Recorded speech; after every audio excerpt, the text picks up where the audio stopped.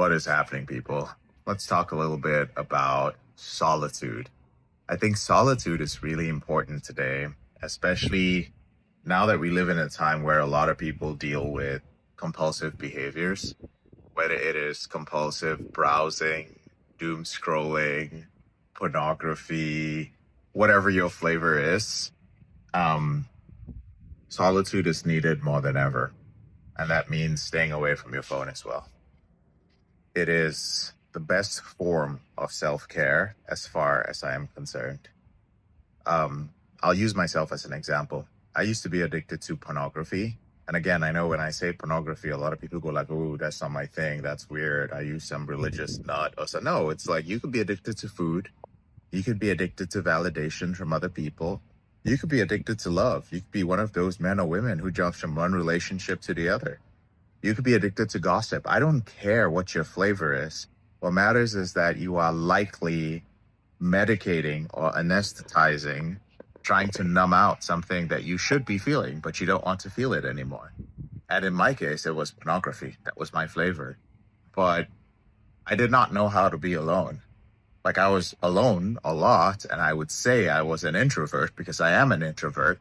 But what I was doing with that time was I was viewing pornography. I was not being present.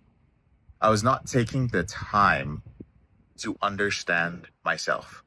And that is one of the things that you can only do in solitude. A good coach, a good psychiatrist, a good mentor can help you. They can make you a little bit introspective. They can ask you certain questions that you wouldn't ask yourself. They could give you exercises and tools that you can use that can prompt the introspective process.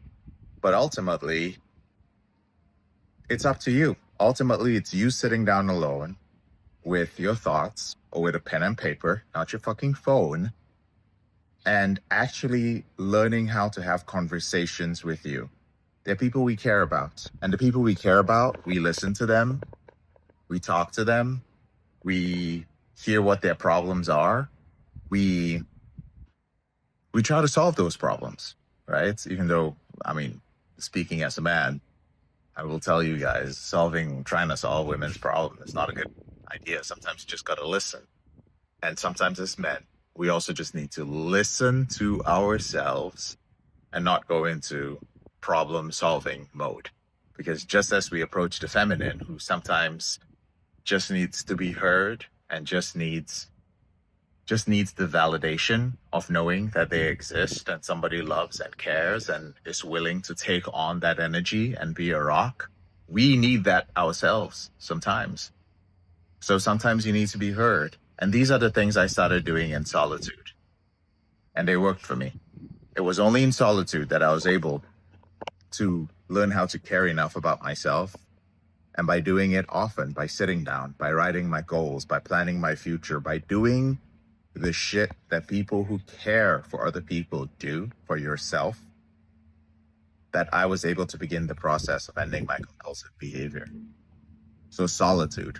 Everything started with solitude. Those of you who cannot spend time with other people, I got to be with other people. I can't be alone. I need stimuli, all of that. That's fine. I'm not saying you don't need those things. I think you do. But at the same time, it's not going to kill you to spend 30, 45 minutes a couple of times a day with yourself. Okay? Solitude, best form of self-care. I'm so tired. I might go take a nap, and it's hot out.